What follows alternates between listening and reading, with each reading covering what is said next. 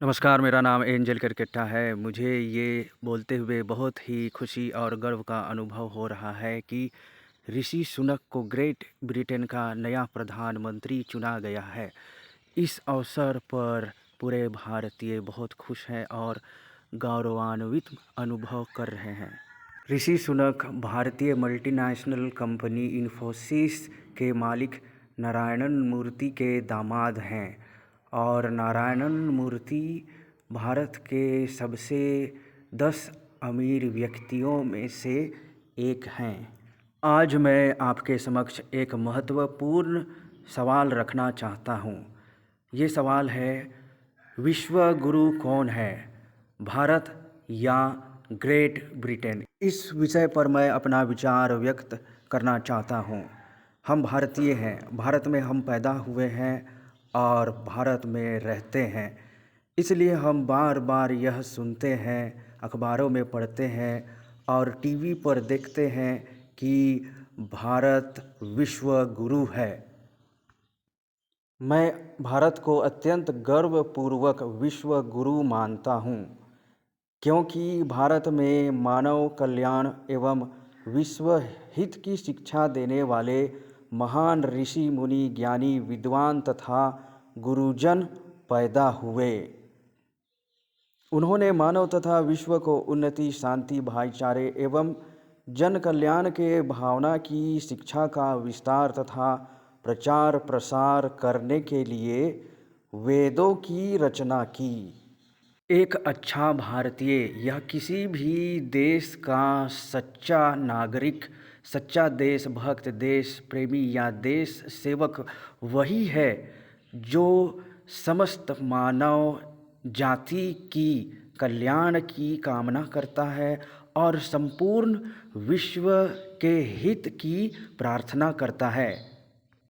ऋषि सुनक के प्रधानमंत्री बनने की खबर सुनकर भारत के लोग इस तरह खुश होने लगे हैं मानो कि वह अब भारत के विकास के ट्रेन की रफ्तार को बुलेट की गति प्रदान करेंगे।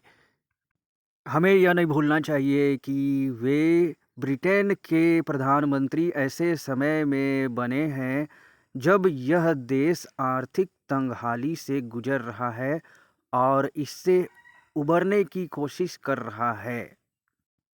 इस देश को ग्रेट ब्रिटेन इसलिए कहा जाता है कि इस देश में अनेक महान वैज्ञानिक पैदा हुए जिन्होंने मानव जीवन को या पूरे विश्व के हित के लिए ऐसे आविष्कार किए जिनके वजह से जीवन आज सरल, सुखद एवं आनंदमय है। इस देश की राष्ट्रीय भाषा अंग्रेजी है। अंग्रेजी भाषा में इस देश में इतने महान साहित्यकार पैदा हुए कि हर देश इनके साहित्य को पढ़ने के लिए अपने विश्वविद्यालयों में कई प्रकार की सुविधाएं एवं व्यवस्थाएं मुहैया करता है। इसे हम इंग्लिश लिटरेचर कहते हैं।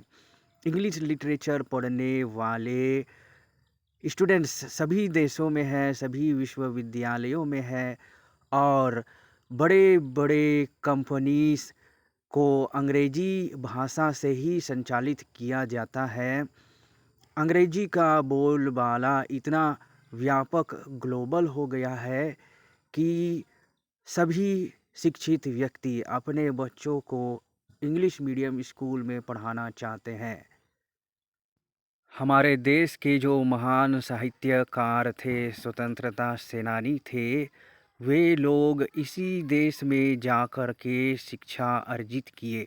जैसे महात्मा गांधी, रविंद्रनाथ टैगोर, पंडित जवाहरलाल नेहरू, सुभाष चंद्र बोस जैसे महान नायकों ने इसी देश में शिक्षा अर्जित की, उन्हीं के भाषा में शिक्षा अर्जित की और हमारे देश के कल्याण के लिए, स्वतंत्रता के लिए लड़ाई लड़ी।